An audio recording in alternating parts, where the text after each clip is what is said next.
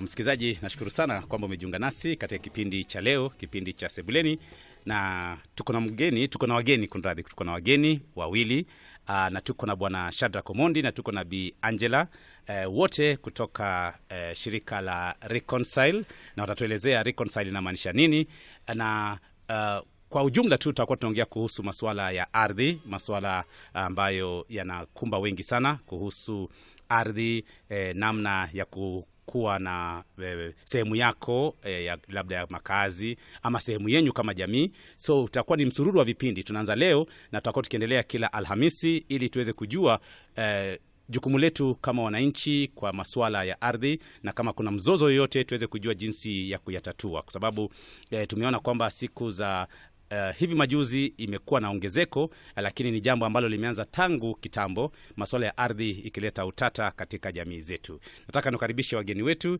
Karibuni sana katika kipindi chetu. Asante. Nashukuru sana.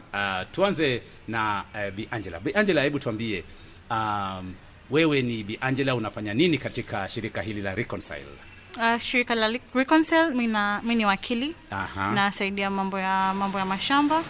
Na naweza kusaidia kutatua shida zenye watu wako nao kwa mashamba. Kwa hivyo Reconcile pia inahitaji, kwa sababu masuala ya mashamba mara nyingi huwa na kesi nyingi sana. Ndio. So unasaidia upande wa kuwasaidia kuhusu masuala ya kotini? Tunawasaidia, tunawapatia mawaidha kuhusu mashamba. Watu wanakuja kwetu, tunawapatia mawaidha, tunawaelimisha kuhusu mashamba, kuhusu mali yao asili, kila kitu kama hiyo. Najua nasema hivyo kwa sababu ndio mtu asikuja sema sasa wewe utawakilisha kotini. Naweza wakilisha kotini kwa sababu pia mimi ni wakili. Tunashukuru sana Bi Angela. Bwana Omondi, karibu sana. Asante. Katika shirika la Reconcile, wewe ni nani haswa? Kwanza wacha niseme hamjambo wote wanaotusikiza. Na pia ni shukuru radio yetu kwa nafasi hii. Reconcile, kwanza niseme ni shirika lisilo la kiserikali, na tunashughulika na mambo za ardhi na hata rasilimali za kiasili. Na kule tunaziangalia kupitia macho ya sera na sheria, na jinsi tunaweza saidia wananchi kuelewa sheria na sera inasema namna gani kuhusu ardhi, usimamizi ya hiyo ardhi, na hata jinsi ya kushirikisha watu katika hali ya kusimamia ardhi na natural resources. Reconcile kule ninawasimamia kama mkurugenzi. Tunaita director. Wewe director katika Reconcile. Hebu tupatie historia fupi ya Reconcile. Ilianza lini na ikakuwa kwaje? Well, Reconcile iko na historia ndefu. Ni organization ndogo lakini pia tumekuwa. Hasa ilianza 1999. Kulikuwa na kazi yenye ilifanywa kule kuangalia mambo za pastoralism, mambo ya wafugaji, na jinsi sheria zetu za nchi zinawashughulikia. Ikaanza kuleta watu, wakaanza na msimamo ya kwamba inafaa wasaidiwe kuangalia jinsi watasimamia ardhi.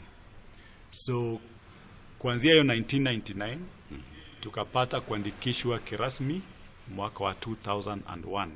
Hiyo ilikuwa Mei tarehe 10. Msimamizi wa kwanza ama we call it the founder alikuwa wakili hapa Nakuru, anaitwa Michael Ochieng Odhiambo. Wengi wanamjua. So alikuwa naona jinsi watu walikuwa wanateseka, wanajaribu kupambana na mambo za ardhi, mambo za masuala za rasilimali za kiasili. Akaamua kuacha kupractice law ili asaidie jamii kupata haki yao. So Reconcile ikaendelea mpaka wa leo. Michael sasa hivi aliretire, lakini bado tunafanya kazi kwa pamoja, na ndio kaniwachia kazi niendelee. I hope hata mimi hivi karibuni nitaachia mwingine pia endelee. Okay. Nasema kwamba taasisi na kwa kubwa kukushinda. Yeah. Okay. So mnafanya kazi sehemu gani kama geographical coverage yenu? Coverage yetu ni region, na nikisema region na maanisha East Africa, Kenya, Uganda, Tanzania, Na tumeipanua kidogo, tumeingia South Sudan, tumeingia pale Sudan, na tumeingia Ethiopia. Sasa tunaingia Eastern Africa proper. Na kwa sasa hivi kuna programs yenye tunafanya yenye inaenda Afrika yote, inaingia West Africa, imeingia Central Africa, na imeingia hata South Africa. Hiyo ni kwa sababu tuko na ushirikiano na organization inaitwa International Land Coalition yenye inasimamia mambo za ardhi dunia yote, na sasa tunawakilisha hapa Afrika hasa katika mambo za rangelands. Sasa hiyo imetufanya tumeenda the entire region. Hapa nchini tuna cover counties zote penye kuna wafugaji. So, counties zote zenye kuna wafugaji. So we called it arid and semi-arid areas. Hiyo area yote tuna cover hapa Nakuru, Baringo, Isiolo, Marsabit. Pale popote penye utafika pale upate wafugaji tuko hapo. Zaidi ya hiyo tuko Siaya, huwa tunafanya kazi pale, pia tumefanya kazi Bomet. Yeah. Okay, nikikuja kwa Angela baada ya historia hii fupi. Masuala ya ardhi, unapata kwamba masuala ya ardhi ni swala tata sana. Wewe kama wakili, unapoangalia ni kwamba inazidi kupungua, watu wanaendelea kujua haki zao za kumiliki ardhi, ama bado utata unazidi kukua mgumu kwa mwananchi? Watu wanajaribu kujua maneno ya ardhi, wanajaribu kujua, lakini saa zingine kuna ile tunaita assumptions. Watu wanafanya assumptions mingi, lakini tunatakana kusaidia wananchi waweze kujua mambo ya mashamba, wanataka kujua sheria wenye inatakikana kufanyika, wenye wanataka kupata shamba, wenye wanataka kuimiliki, wenye wanataka kuensure kwamba isiende na watu wengine. So lazima imepungua, lakini ni kwa sababu watu wanaweza kuelewa, lakini bado kuna vitu zingine zenye zinataka kusaidika. Kuna kibarua mbele bado. Kuna kibarua mingi sana. Na ukiangalia kati ya wa kiume na wa kike, nani zaidi anahitaji kujua sheria zaidi? Nani maybe ni wanaume wamejua sheria zaidi kuliko wanawake, ama wanawake wamejua sheria kuliko wanaume? Naweza sema wanaume wamejua sheria kuliko wanawake. Na ubaya ni kwamba culture yetu ya Kiafrika ni kigumu sana.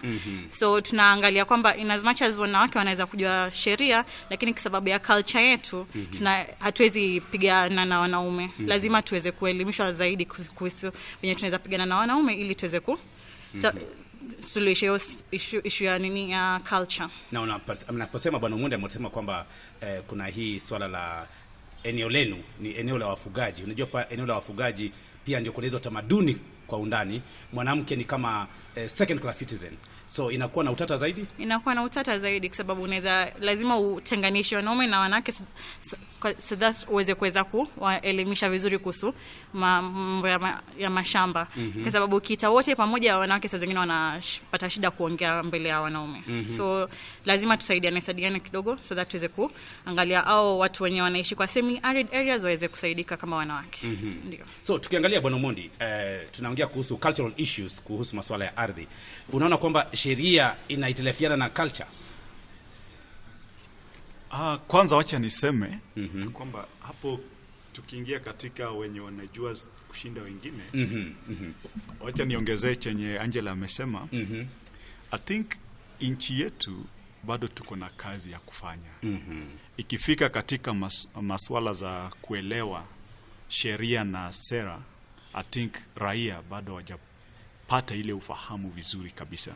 Ni sehemu yenye hata kwa shule haiangaliwi kwa undani kabisa. So unapata watu wanapewa training, wanatoka pale wamehitimu, lakini ikifika hii area ya laws and policies, mara nyingi hakuna mwenye huwa ileta ili watu waijue vizuri. So hata wanaume bado wanang'ang'ana. Hawajaelewa kabisa. Na sasa wamama ni wako disadvantage zaidi kwa sababu hapo nyuma sio wengi walikuwa wanaenda shule.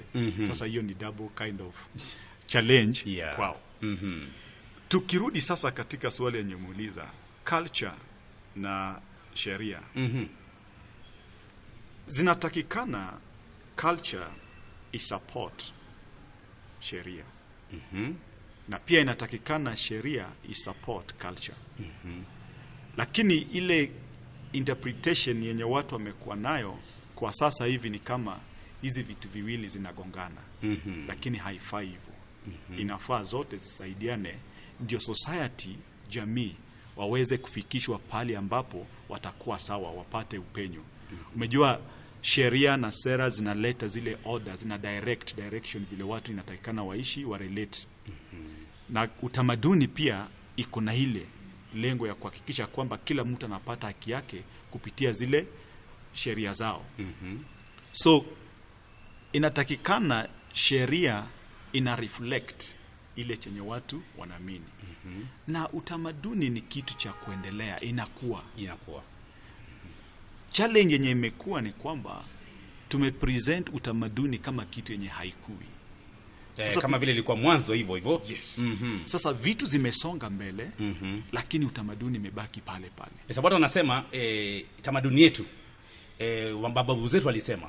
So they don't say about sisi ndio tumeendeleza. Ni vile mababu walisema itabakia hapo hapo. Sasa hapo niko na advantage kidogo kwa sababu training yangu iko katika hiyo mambo ya kuelewa society, sociology. Sasa na ukitazama kwa undani, unapata kwamba hata mababu zetu walikuwa wanaenda wakitengeneza mabadiliko. Kwa mfano, katika Wajaluo tulikuwa tunatoa the 6 lower teeth, meno ya chini. Sababu gani? Kulikuwa na ugonjwa yenye ilikuwa inashika jaw, lockjaw. Sasa haiwezi ka open. Lakini wakati sasa medicine ilikuja, unaweza pata injection. Sasa hakuna haja tena ya kufanya hiyo. Na ilikuwa kati ya wafugaji wengi, ukiangalia Waturkana, ukiangalia nani, jamii ya wafugaji wengi pia walikuwa na ngoa. So ilikuwa na hiyo historia. So ilikuwa ile practice ya kutoa suluhisho kwa shida yenye ilikuwa. So ukiangalia utamaduni zetu, sio vitu zenye walikuwa wanafanya tu. There were practices zenye zilikuwa zina respond, zinatoa suluhisho kwa shida yenye walikuwa wanapitia. Na jinsi wakitoka katika kiwango moja waingie kwa kiwango kingine, walikuwa wanazirekebisha. Unfortunately hiyo sasa ilikuja ikafa. Sasa tumekuwa presented na ile utamaduni yenye imekwama, haikui, ni kama imekufa. Hiyo ndio inaleta shida, utata. Tukianza sheria inajaribu kubadilika. Saizi nchini Kenya sheria imebadilika kabisa, almost 90%. So inatakikana ya kwamba utamaduni catch up. Sasa hapo ndio bado kuna challenge. So unasema kwamba ni ile dhana yetu ni kwamba utamaduni imekuwa static, lakini society ina develop. Yes. So kuna kuwa na gap pale. Yes. So inakuwa ni kwamba ndio jambo ambalo Bi Angela alikuwa anasema kwamba wanawake kuongea masuala ya ardhi hata leo huwezi unganisha wote wawili, wanaume na wanawake kwa pamoja. Lazima utanganisha wanawake, kwa sababu ukiweka na wanaume hawataongea. Katika jamii zingine katika jamii zingine bado kunaendelea, lakini hata ndani ya ufugaji wameanza kupata sauti polepole. Na tunatarajia kwamba kutakuwa na mabadiliko. Mjua hapo zamani zile social ties zilikuwa strong. Na wanawake walikuwa protected kwa society vizuri. Lakini jinsi watu tuliendelea, tukaingia mambo ya capitalism, tukaanza kujiangalia sisi wenyewe. Tunapata kwamba watu wakaweka wamama kando and what. Sasa saizi itakuwa vingumu sana kwa jamii kuendelea mbele bila kuangalia maslahi ya wamama, wasichana na hata vijana. So it is calling upon us sisi sote tukue na lens fulani. To step back, tuangalie, je, tunaendelea vizuri? Tukiongea mambo za ardhi, ilikuwa inasimamiwa namna gani? Ni nini imebadilika? Kuna shida wapi? Inatakikana tufanye marekebisho aina gani? Na tukiangalia sheria zetu na sera, kuna mwelekeo yenye tumeanza kuchukua. Okay, Bi Angela, nikuje kwako. Unajua wewe kama wakili utatetea sana kina mama na mambo kama hayo, kwa sababu tunataka usawa kwa wote. Lakini siku hizi kuna jambo limekuja kwamba boy child anadhulumika. So masuala ya ardhi pia, mama anapokuja anasema kwamba pia mimi na haki hapa. Yule boy child, yule mwanaume anaona kwamba sasa unaona it is becoming too much kwetu, kwamba akina mama sasa ndo watakuwa ni kama wanapigiwa upato sana kuliko jinsi ambavyo sisi tunatakana tuwe. Na mwanaume anasema kwamba he is the breadwinner, he is the authority katika ile boma. Sheria inasema kwamba kila mtu ako na right. Hauwezi tenganisha mwanamke, hauwezi tenganisha msichana na mwanamume, hauwezi watenganisha. Kila mtu ako na right ya kupata shamba kutoka kwa babake. So hauwezi sema kwamba utasema ati kwa sababu wewe ni mwanamke unatoka kwa familia unaenda kwa familia nyingine usipate shamba. Lazima kila mtu akona right. Lakini pia ukiangalia venye Shadrack alikuwa anaongea juu ya utamaduni yetu, tukiweza kukaa kama society vizuri, kama familia, tuongee na tuangalie suluhisho yenye inaweza tusaidia sisi wote. Maybe kama mimi nimetoka kwa familia, lakini msinitenge sana. Mimi kama mwanamke msinitenge sana, mnipatie chenye mnaweza nipatia, pia mimi nishukuru kwamba imetoka kwa wazazi wangu. Sasa mimi naona ni sheria imesema kila mtu akona right. Lakini mkienda kotini, ubaya ni kwamba itaenda 50-50. Equal kabisa, share itakuwa equal. Lakini mkienda nyinyi kama familia muongeleshane vizuri, alafu muweze angalia venye mnaweza divide hiyo shamba, kama ni properties za wazazi mdivide vizuri na mweze kwa at peace all of you. Lakini mkisema mnaenda kotini, kila mtu anapenda kotini, lakini siku hizi watu wanaanza kubadilika, wanaanza kusema alternative dispute resolution. Hizi methods zingine si kotini kila siku. Kotini mnaenda kotini, vitu zinakuwa expensive, mnakasirikana. Alafu kotini pia haina hiyo 50-50. Itakuwa very very clear itaenda with hand with the sheria. Sasa tunataka sisi kama familia tuongeleshe, as a society we go back to our culture. Tuangalie venye tunaweza saidiana kama familia, na tusiende kila sauti sheria kotini. Ni mzuri kuwa na sheria, ni vizuri kwa sababu iko hapo for all of us to be able to be at peace. Lakini pia tunaangalia hiyo utamaduni Shadrack anaongea about, tuna appreciate, let it evolve, let it isikae tu hapo stagnant venye sasa iko. Yeah, because kwa mfano nafikiri ni jana, kama si jana juzi, kulikuwa na kisa kwamba msichana alipatiwa, nafikiri ni kama step daughter, alipatiwa shamba na baba yake katika sehemu fulani humu nchini, alipatiwa shamba na baba yake. So yeye alikuwa ameolewa, so ikawa ni kwamba ile ndoa yake haikuendelea. So akarudi kwao na akaanza kujenga ile shamba aliyopatiwa. Katika tu ile akaanza kujenga hivi, ndugu zake walikuja na wakamua. So unapata kwamba hakuwa na fallback kwa sababu alikuwa katika ndoa na alikuwa na property yake alipatiwa na baba kabla baba hajafa. Lakini sasa wale walijua huyu ameenda, hii ni yetu. Moso ni step daughter na yeye si wetu kabisa. So kuna hiyo dhana, So unapata kwamba mambo mengi, unapata kwamba wanawake wanadhulumika kwa sababu labda hawajui. Kwa sababu mimi nafikiri kabla aanze kujenga, labda angesikia manunguniko.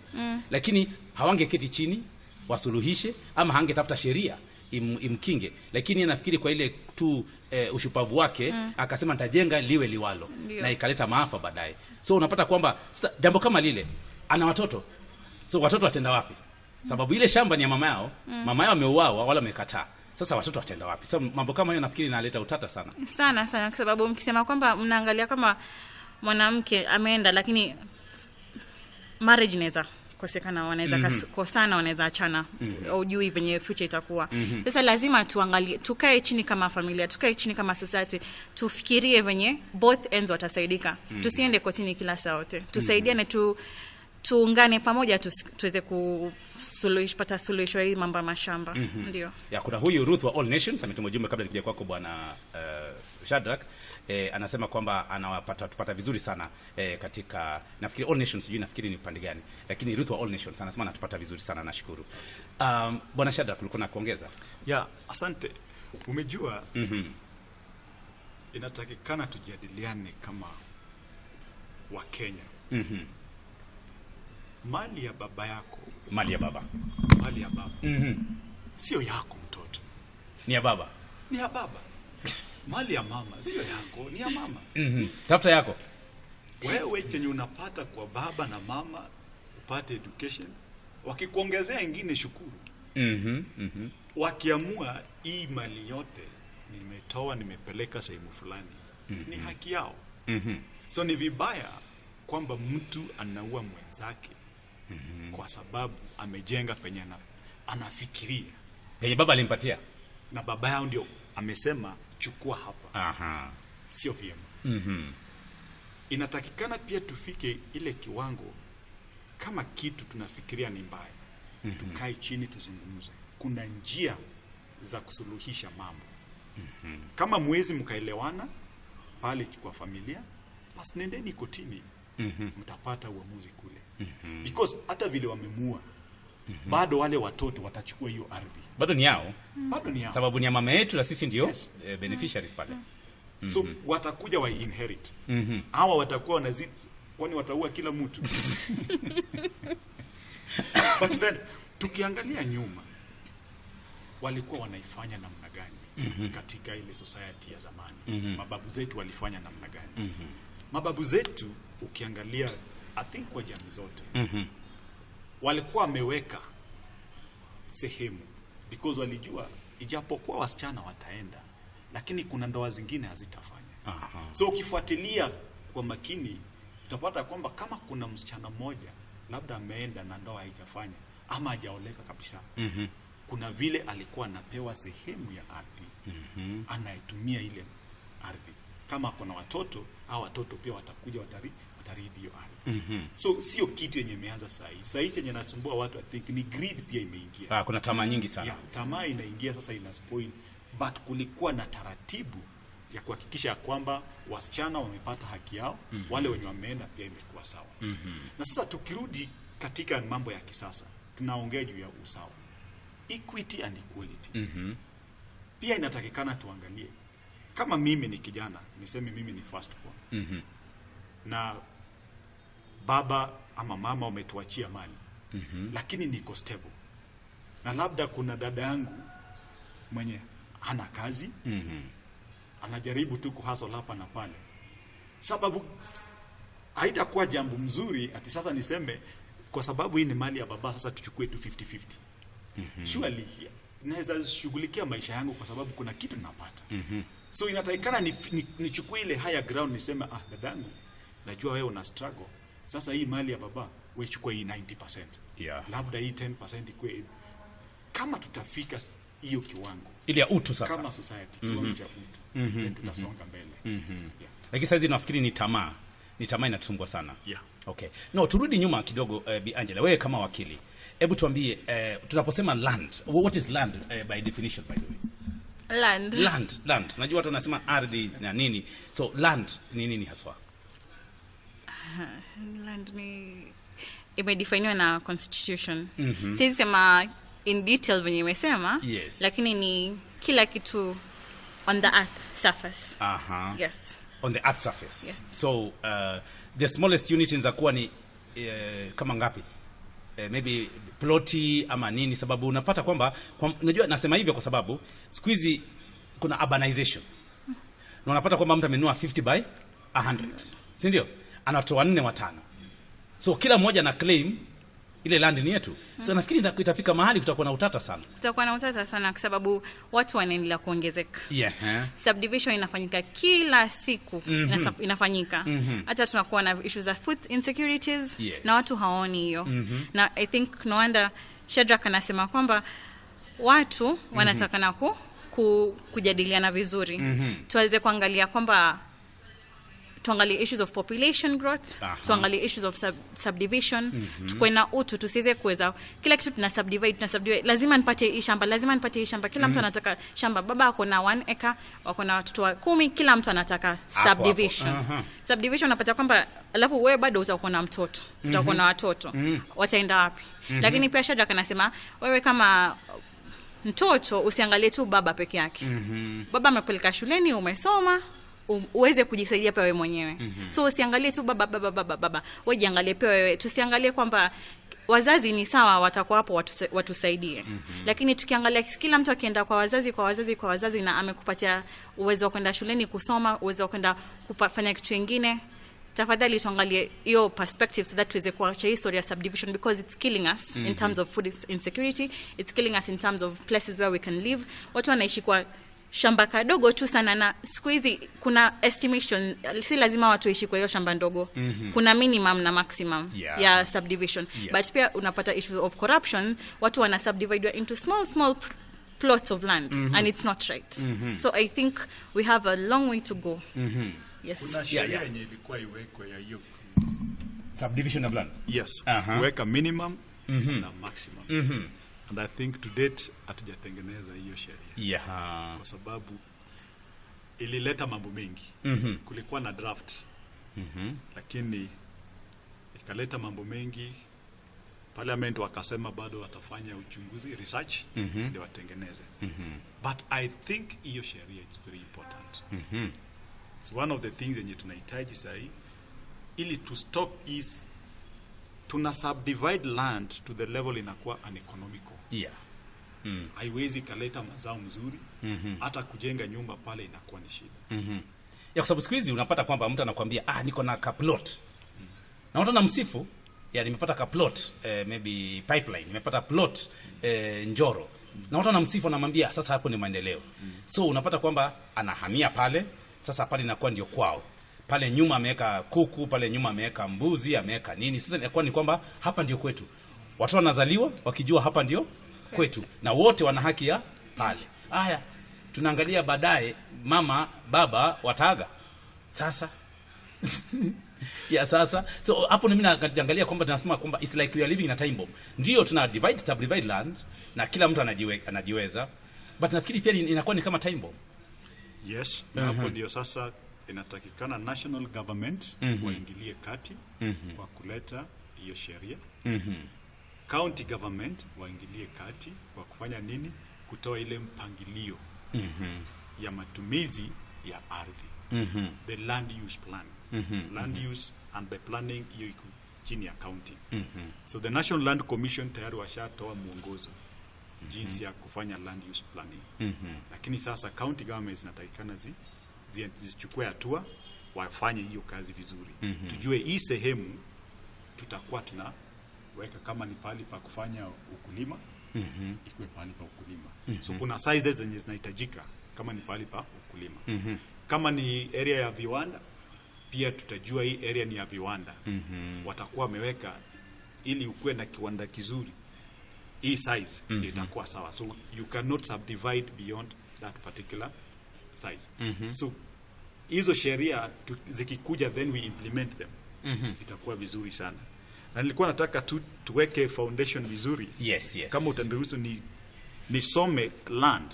Yeah. What is land? The way it has been described in the constitution.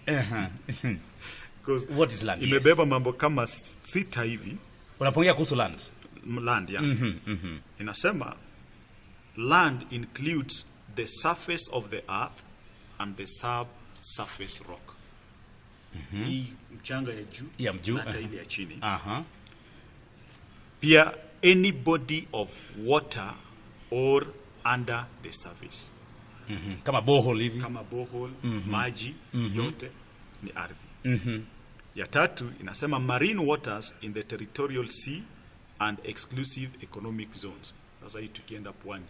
Hiyo sehemu ya the Indian Ocean. The boundary ya Kenya iko Indian Ocean ya Kenya. Ya Kenya, Somalia. Yetu. Hii yenye Rais Museveni wanatuambia sijui ni maji ndio yetu, sijui ni gani. Yes, migingo na nini.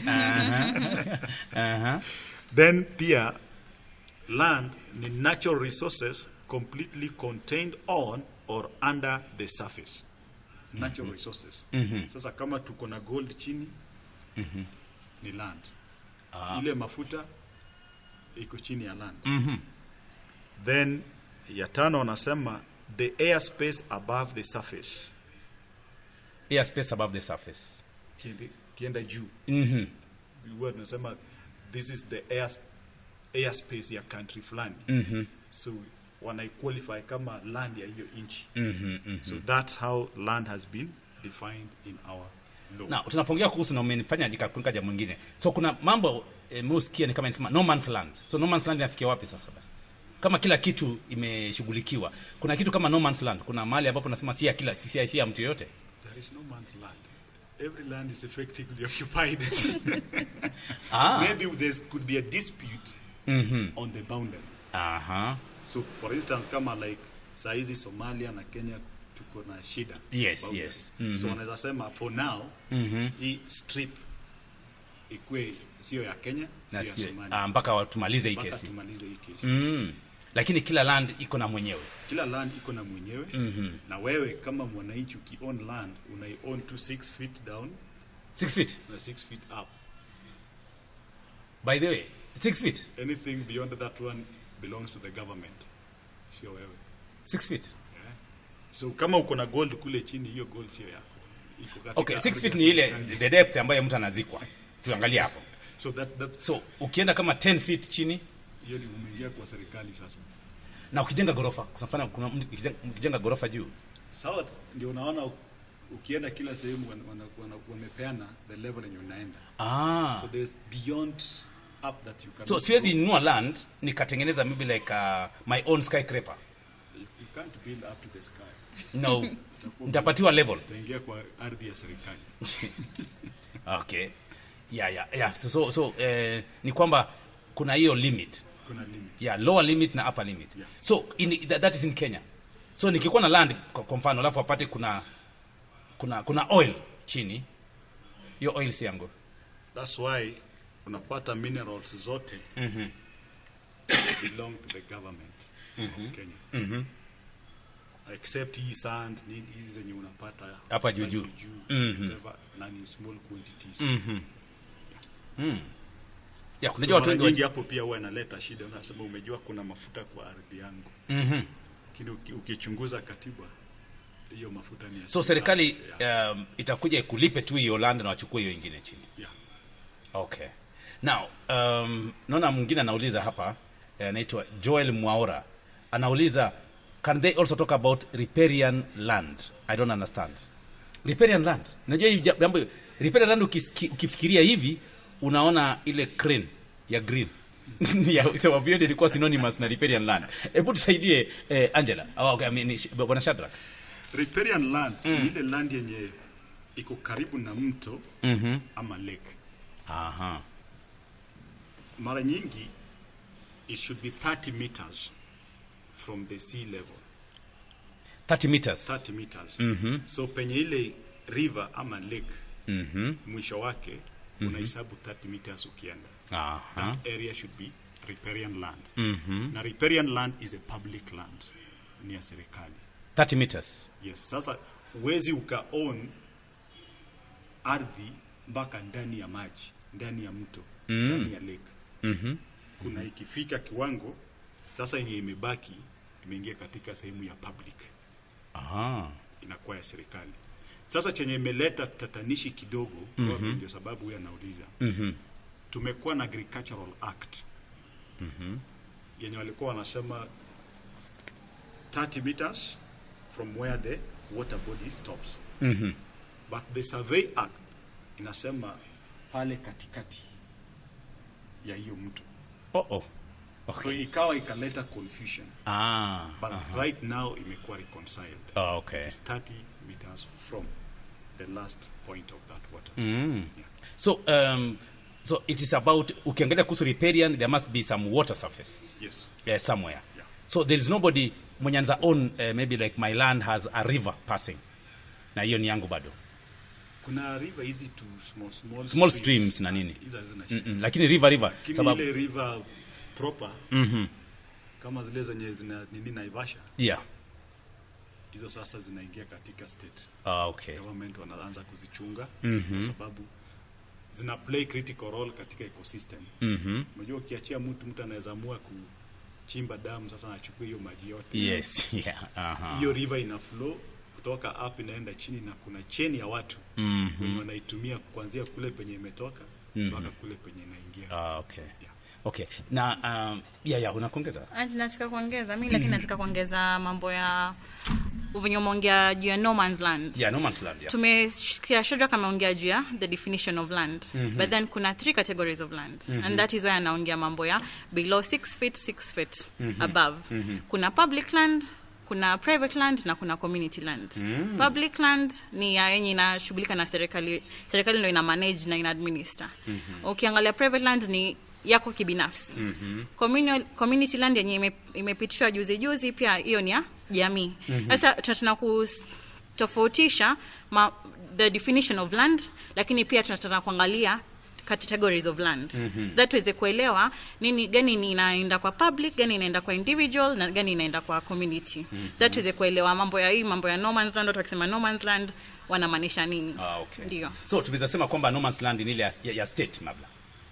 Kwamba serikali is this institution bado ni sisi, nobody owns. Asijui kila land imekuwa categories. Kuna I think it's very very clear. There's public there's private na community. So hatuwezi sema no man's land.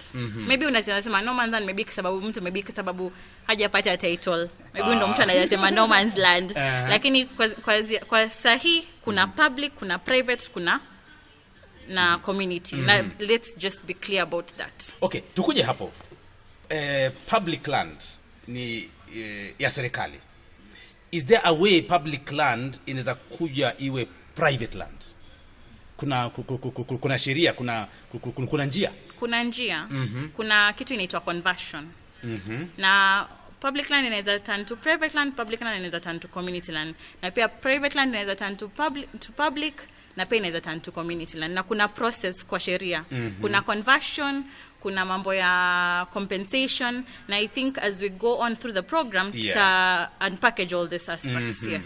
So nafikiri jambo la muhimu leo ni kwamba msikilizaji ajue kwamba kama uko na kwa ploti ni yako futi 6 chini, futi 6 juu. Ndio. Kutoka hapo kuna balaa. Kuna balaa kabisa. So mtu hizi ziko futi 10. Yenyewe nimeshangaa. Ukiamua huyu anataka kumzika futi 10. Unaweza zika tu kwa sababu mara nyingi government enforce. Lakini ikigundua wakati minerals zitapatikana mara nyingi that one ina protect maslahi ya serikali kikuja kwa minerals. So hizi zingine utachimba uende chini. Kwa mfano hata kama ni kwa mfano ni choo utachimba zaidi. Utachimba pale ufanye boreholes mradi tu kusipatikane minerals pale chini. Lakini ukipata minerals kule uanze kusema hiyo ni yako. Sasa nakwambia umejua kisheria. This is what you want. So hii nyingine wachana nayo. Jafet Jumba anasema I concur with the space. There is always red light in tall buildings. Nafikiri ni aviation lamp. Nafikiri ni zile tall buildings wanaweka some red Sio kuonyesha kwamba hiyo ndio mwisho. Nafikiri hiyo ni aviation ya kusaidia ndege ipite na vitu kama hizo. Si ndio? Pia that's direction. But I think in law it is just made clear. Watu wajue. Ya kwamba 6 feet juu, 6 feet chini. You can do your own things there, lakini government inaweza kuja regulate kwambia you don't have absolute rights on this. Now tunapokuja kwa mfano Nakuru inazidi kuwa city. Do you think that kuna issue ambayo itazidi kuongezeka kwa mtazamo wako labda nikuja kwako Angela. Tunapozidi kuwa kwa city, una suspect kwamba kutakuwa na kesi nyingi za land? Kwa kutakuwa na land rates, watu wanataka kugundua sasa hapa ndio kuna pesa sasa. Tumekuwa city, zamani tulikuwa tunacheza tu tukikuwa county. Unaona kama kesi itaongezeka za land? Kesi zitaongezeka. I think livelihood ya kila mwananchi it's on land. Everything is on land. We need to accept that. So hatuwezi sema ati tutatenganisha ati hakutakuwa na kesi. Kesi zitakuwa za shamba. Zinaweza sioni kwamba zitapungua. Sioni kwamba zitaongezeka. Ni just we need to get a way of dealing with them. Lakini mambo ya mashamba, I think it's going to be a very long process. We have a long way to go. Yes. Yes. Kama inchi na kama county saizi tukifanya enough adequate awareness kesi zinaweza rudi chini. Unajua uzuri wa Nakuru kwamba percentage kubwa ni private land. Na tukiongea mambo ya city mara nyingi tutakuwa tunazungumzia juu ya leaseholds. So the only challenge ni kwamba watu wengi wako na leaseholds lakini hawajui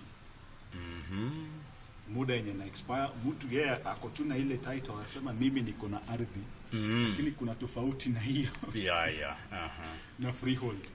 So those hizo ndio zitakuwa changamoto, lakini kama national government, the National Land Commission and the county government wakishikana wafanye enough awareness creation, mambo itakuwa sawa.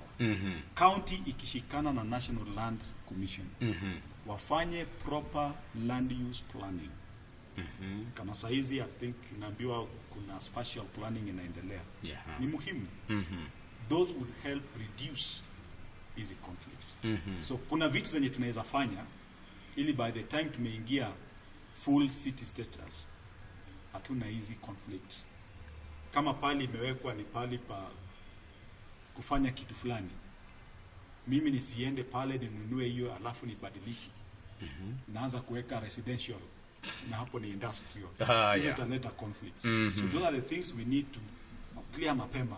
Na mambo itakuwa sawa. Okay. Kuna mmoja ananiuliza swali, mimi sijui, ananiambia Teogola, is inheriting a right or a privilege? Mimi sijui. Tusaidie wakili. Inheritance ni haki yangu kuinherit ama ni privilege? It is a right as per the law. Lakini mimi naona kama it's a privilege.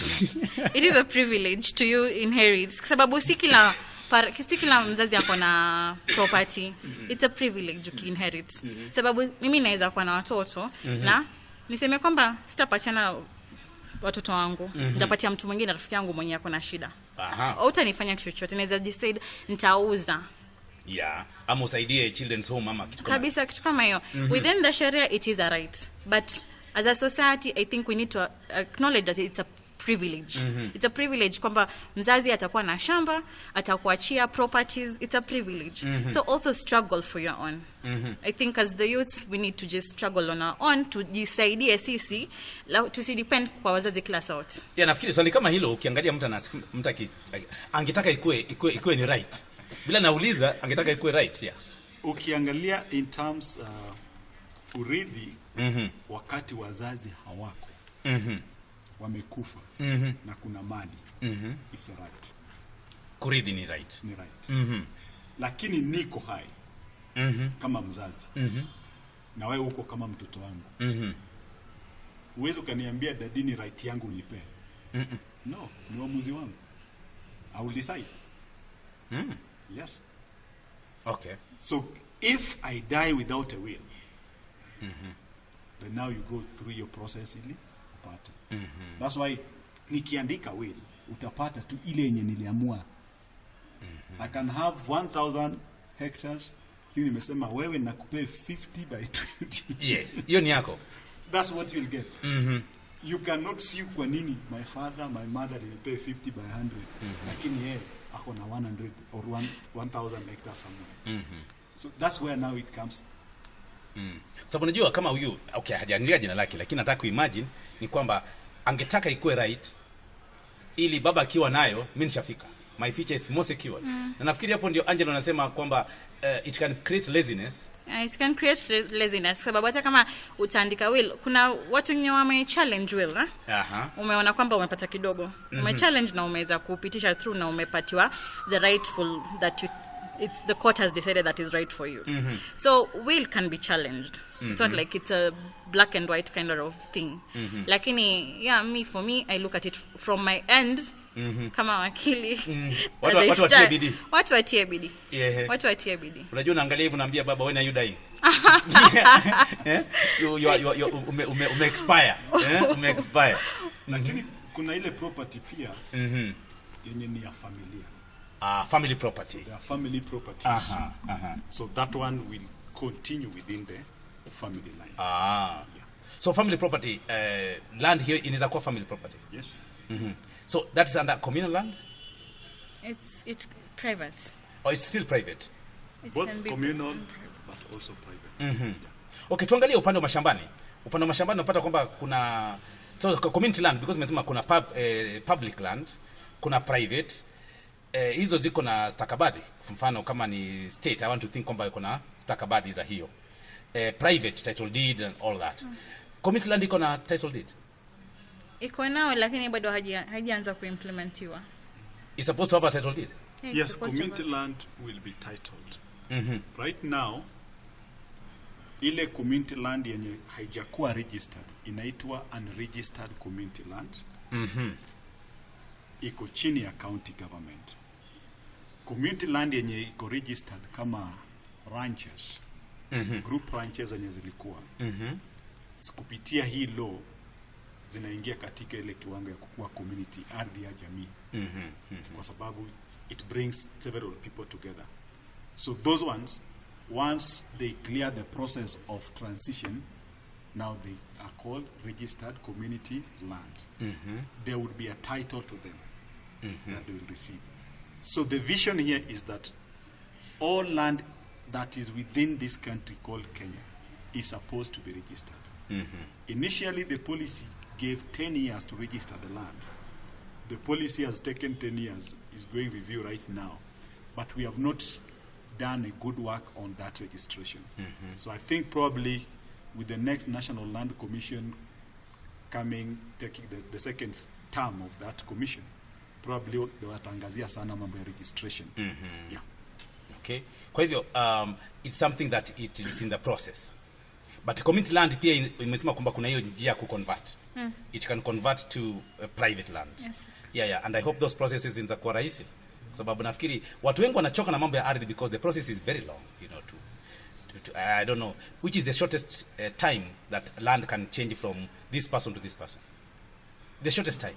Right now it's difficult to say because I've seen the ministry have come up with another business engineering process, njia ya kufanya biashara pale to make sure that things are quickly.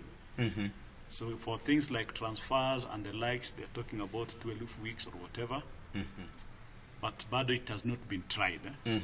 So I think in terms of the land transaction, tutakuwa na wakati vizuri, then we just talk about that entire process. Okay. And then once mtu akishajua ukianzia hii process utamalizia hapa, then now you can work out the time by yourself, depending with how officers will be working faster. Jafeth Kenodia kutoka Maili Sita anasema it's not a waiting time bomb, it's a time bomb hapa kwetu. We are 6 na tumekatalia plot ya baba yetu ambaye alifariki. Everybody is waiting for everybody. Amesema tayari it's a time bomb.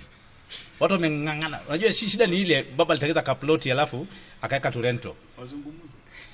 Wajadiliane. Unajua ndio shida. Ameweka ka rento, sasa huyu amejua hapa ndaishi kwa nyumba number 1. Unajua eventually hakuna ta rental sasa. Because huyu anachukua nyumba number 1, huyu anachukua number 2. So nobody pays and everybody is waiting for everybody to die. Ndio achukue. Unajua? And nobody's dying. Nobody's dying. So mnaishi tu kwa ploti, mnangojea because ni ya nani? Yeah, amesema kwamba it's not a waiting time bomb, it's already a time bomb. Anapatia an example kwao. So as you say, nafikiri it is about people should work hard. Watoke kwa ploti ya baba yao. Waende. Wacha. In fact, that they can do, hata hili watoke wote, wakodishe nyumba, ile wakodishe, alafu ile pesa wagawane. Kabisa. I think that's easier. That's easier. Fungue tu joint account. Watafute mtu asimamie nyumba. Agent fulani. Sasa hii itakuwa income generating venture kwetu. Yeah. Sasa pesa iendange pale kwa account, maybe after a year wanakaa chini wanagawana. Itawafaa zaidi. Yeah, because kama kila mtu anangojea kuchukua yote. Hiyo ni tamaa. Nafikiri ni tamaa. Yeah, ni tamaa kabisa. Wanataka kufanya venye Shadrack anasema, wafungue account, wajadiliane nani atakuwa anasimamia. Hata hiyo pesa yenyewe wanapata si lazima wagawanye, kwa sababu pia kugawanya inaweza leta shida. Waanze investment. Investment nyingine yenye itawasaidia waongeze pesa kwa chenye wanataka. Hiyo tamaa yao ita reduce through that process. Yeah, watengeneze maybe kama ni magorofa sasa. Wanaweza nunua, wa improve your land, maybe ikuwe 6 floor or whatever. Waseme sasa kila mtu atakuwa na floor. Ama through your pesa watanunua shamba zingine. Baadaye waseme sasa tumepata pieces zenye tunataka. So nani anataka kuenda hii sehemu, nani anataka kuenda ile. So it's just being creative and sometimes tunajifix because we want to take it all. But tukijadiliana tu, there is a way yenye tunaweza suluhisha hiyo mambo vizuri. Na tuendelee mbele. Okay. Also me I'm thinking like kwa na tamaa inafanya mtu asithink out of the box. Just a minute, chukua simu alafu. Radio yetu, hello. Hello. Yes, nakupata. Kutoka kambi Somali. Kambi Somali wapi? Ngashura.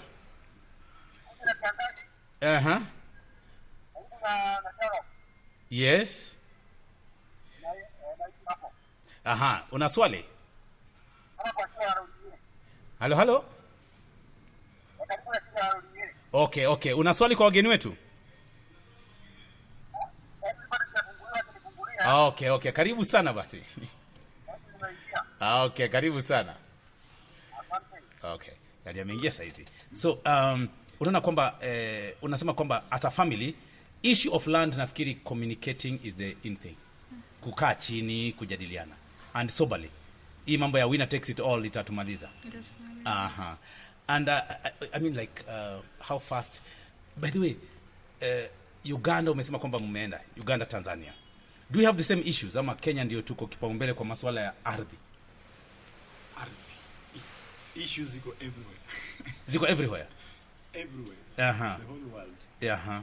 Yeah, so because as nini kama Kenya jinsi ambavyo tumejulikana kwa marathon, tumejulikana pia kwa masuala ya land. Yeah, because I rarely hear of Uganda, Tanzania katika masuala haya. Maybe yako? Because ukiangalia Tanzania, the land belongs to the president holds the land on behalf. Tanzania sheria yao? Yes. So different from here? Iko very tofauti na sisi. Kila land ya mtu, umejua sisi unaweza kuwa na ardhi, hiyo ardhi ni yako. Yes. That is not the case with Tanzania. Even Uganda, you can lease it for a long time, but ultimately it will end up with the government. So all land in Tanzania, all land in Uganda, it's state land? Yes. It's only the government that leases you for some time? Yeah, so you get, that gives us a different tenure yenye tuko nayo hapa Kenya. Hapa tuko na freehold. Our private tenure. Unai-own milele. Yes.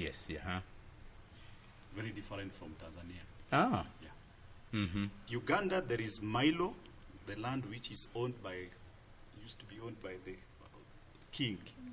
The Kabaka. The Kabaka.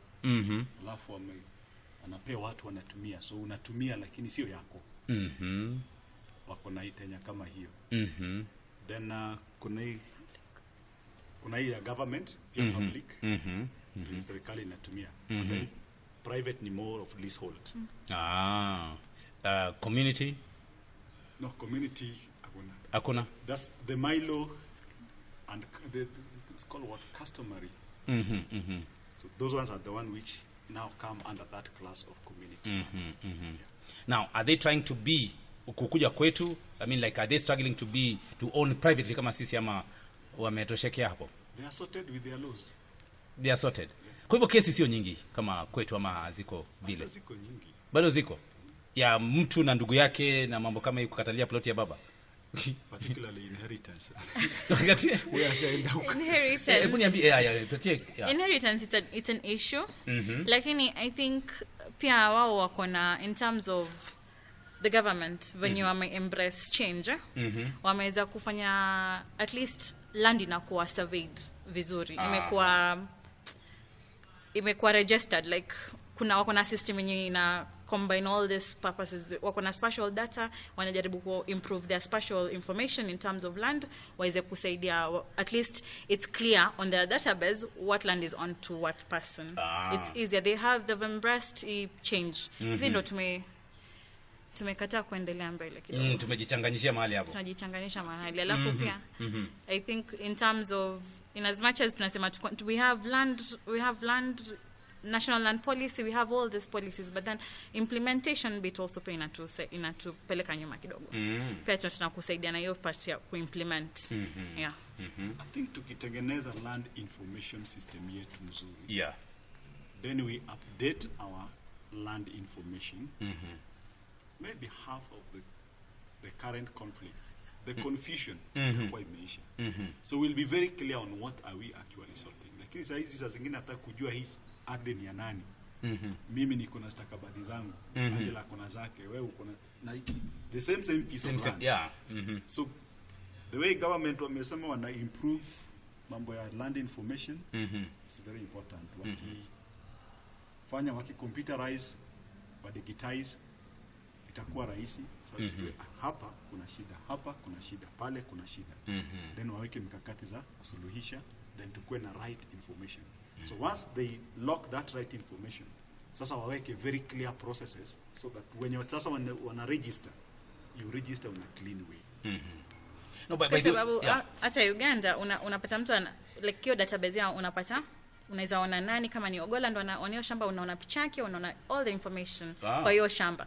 So Shadrack akikuja kusema hiyo ni shamba yake, already kuna Ogolla.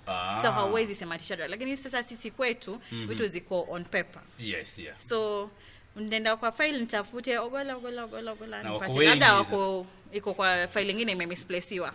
So lazima tuweze ku go back to embrace change, mambo ya land system iko improved. Yeah. Okay, tukimalizia. Nataka Angela uongee na the female listeners. Do they have a right to know the property of the parent and talk to them, because lazima wajishughulishe kwa issue ya land, lazima wajifunze kwa sababu ndio tuko tayari kuwafunza, lakini kama hawana shughuli, there's that hiyo dhana mambo ya land ni wanaume, mambo ya land mimi siko. Labda ni baba amenunua ploti hapa, mama hana shughuli ya kujua like ile title deed, hajui even the system of maybe changing the names, hawajui, wanasema that's a male issue. So labda ongea na wao. We have a tree consult, tuna jadiliana na partners. Tuko na hiki tunaitwa Kilimanjaro Initiative. Yes, I don't know if you've heard of it. Tunajaribu kuelimisha wanawake. We go at the rural level, tunaelimisha wanawake. Tunapata champions of whom they can elimisha other people. And women are very strong when they get this information. So lazima mimi kama msichana, mimi kama wakili, tunasemanga ignorance is not law. So usikae chini ukangoja nani atakufa, ati Shadrack atakuja kunisaidia, ama atakuja kunifightia. Wewe mwenyewe angalia, tafuta hizi information. Iko kila pahali. Kwa najua siku hizi the youth you are digital ndo the only issue. So ukigoogle tu angalia Land Act utapata na uweze kusoma. Inaweza kuwa ngumu sana, maybe some few whatever, lakini if you just get the average information, like the on top information, hizo zingine zitakuja baadaye. Lakini let's just get information. Let's look for information, let's get information. I think the program will really be entertaining. Like tutaweza kusaidia watu waweze kujua hii process ya ukitaka kununua shamba, ukitaka kufanya succession, ukitaka kuweza kuconvert, tutaweza kujua hizi processes very well. So wanawake tafadhali tutafute information. Yes. Tukue na hiyo bidii. Hiyo data ya save hiyo ya WhatsApp na Facebook, save kidogo usome kuhusu mambo ya land. Yeah, because I know ladies with the first thing they do when they wake up is Facebook. Wengine sio wote. Wengine they Facebook nani na alafu kimaliza ndio wanaanza kusali. Yeah, first of all is Facebook and then prayers. Yeah, prayers. Lakini wanaume pia the same. Wanaume first of all ni news, as if not something happened. Najua leo kuna Harambee Stars, si ndio? Wataona mpira. Najua people are funny. Wataona and they'll sleep knowing the results. Alafu walale. Alafu watamka 5 kuangalia results tena. As if it changed at night. Wanaangalia results alafu ndo wanaomba sasa. So I think that time pia kama tunaweza chukua tusome something on to do with land. Nafikiri tutajiendeleza. Yeah, because I know some of us even hatujui penye land offices ziko. Yeah. And I think every woman should know where the office of land is. Yes. Yeah, because it's important. It's important. Bwana Mondo, najua kuna ile kama kuna mahali ningetaka kufanya kazi ni asset recovery. Sababu wanaume tunanunua ploti lakini hatusemi. Next of kin umeandika mama lakini humwambii. Next of kin umeandika mama humwambii. And I think recovery assets, an asset recovery is it's a very good place to work, because a lot of property inapotelea hivyo na hawa naumia, lakini they have a lot of property ya land mahali. So maybe talk to men about being open. Right now, the Land Act 2012 is very clear. Men, let's try as much as we can to kuwe na joint title. Joint title. Kama unanunua shamba, andika jina lako, andika jina la mama. Yes. Hiyo sasa utakuja hapa siku moja wanuma kukarange hapa. The law is very clear. To own kitu pamoja. Ukitoweka atabaki. Akitoweka utabaki. It is just a good practice. Let's trust ourselves. Tujiamini. Ili tuhakikisha kwamba whatever tumesweat tumepata. Isipotee tu hivyo. Because nobody knows ulinunua nini, ulikuwa kwa group gani. Hizo siri mingi ndio zinaleta shida. So my advice is tujaribu tu align na hiyo law. Wamama pia wango na changamoto kwa hiyo area, kwa sababu wengine wanasema hata mimi nikinunua shamba naandika jina ya bwana wangu. So unapata mama yuko na ploti 6, mzee yuko na ploti 8 na kuna mtu anajua ya mwingine. So the best thing is wakuwe open. Mama andika jina la bwana, bwana andika jina la mama. Nyinyi wote mkuwe co-owners. It will reduce all of these things. One time nitafanya kipindi. We will see how that is working. One time ndarudia kipindi ambacho nilikifanya kitambo. Niliuliza kina mama next of kin mnaandika nani? Walisema kwao. Walisema kwao. Most of them by the way. Walisema naandika ndugu yangu, naandika mama yangu. Kaambia andiki mzee. Kwa nini? In case I go ataoa mwingine. So are you talking about unaongea kuhusu trust issues? Nafikiri hapo ndio kuna issue. It is trust issue, but by law to help stabilize your mambo. I think watu walijadiliana, it was a hot debate. Wakakubaliana kwamba it is better that we promote, because as zingine pia ikikuja kwa hizi mambo za inheritance, sisi na utamaduni yetu we're very strong. Labda ni nilale, mama amebaki, unapata mandugu nini wanakujia hiyo mali. Sasa kama the name of the wife is not there, she's starting on a weak position. So if you love your family, this is about loving your family. Forget about muta tarimari or whatever. Hata kirimari hawezi kasahau watoto. Si hata bibi pia bwana akikufa akona chance ya kuimari. Of course. It's free. So let's not be caged by that fear. But let's do the right thing so that even the inheritance thing, the succession things doesn't become difficult. Nashukuru sana Bi Angela kwa kuweza kuja studioni na kutuhamasisha. Bwana Shada tunashukuru sana. Nafikiri the best way to start practicing ni kuanza kupatiana pin number ya simu. Ya M-Pesa. That's where we should start beginning. Kwani bado hujapeana? Ukilala hakuna amewithdraw yote. Una hang nayo. Mpaka watoto wangu wanajua pin number ya M-Pesa. Hapana, unakaa nayo na kila wiki una change. That's in case. Keep on changing every week. You see, hamwezi mkakaa kama familia. Yes. Na kuna hiyo hali ya kuaminiana. You can't build a family like that. No. Labda nyinyi wawili, baba na mama, mnaweza survive. Lakini mnapewa watoto wenyu picha gani? They'll always, and children are very keen. Watajua tu hapa kuna issue. Watajua. So you are planting some seed in them. A wife and a husband, they are not supposed to share some information. By the way, do you know it's easier today ukienda nyumbani upate mtoto anaitisha baba simu.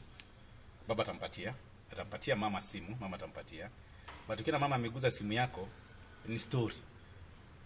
Baba akiguza simu ya ni story. So sometimes nafikiri trust issues we might end up living as husband and wife, but I think your trust issue even before land we start with small things. If akipata simu yangu there's no big deal. Inakuja kwa sababu kuna vitu ninafanya yenye sija inform my spouse. Yes. So I am always afraid, nasema nitamwambia end month. Lakini sijui kama naweza stumble kwa hii kitu before your end month. Ama kuna conversation tu nyingine tu maajabu hapo. So mara nyingi hata hizo conversations sio issue. Ni ile siri. Kuna hii kashamba tuna transact. Sitaki ajue. Na bado sitaki kumwambia nataka. Maybe I want once I put everything. Ndio nimwambie. Unajua nilinunuanga shamba. Na sasa utapata ukishafanya hivyo tena kumwambia pia itakuwa shida. Naweza mwambia hivi akasirike. So you keep on building. So if you just start being open, just start today. Buying the land together itakuwa issue.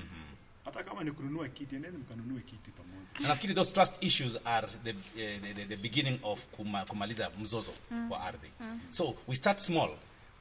Tuanze kukuwa na trust issues na wenzetu, tuambie this is what I have, this is what I'm planning, this is what I am in the process of achieving.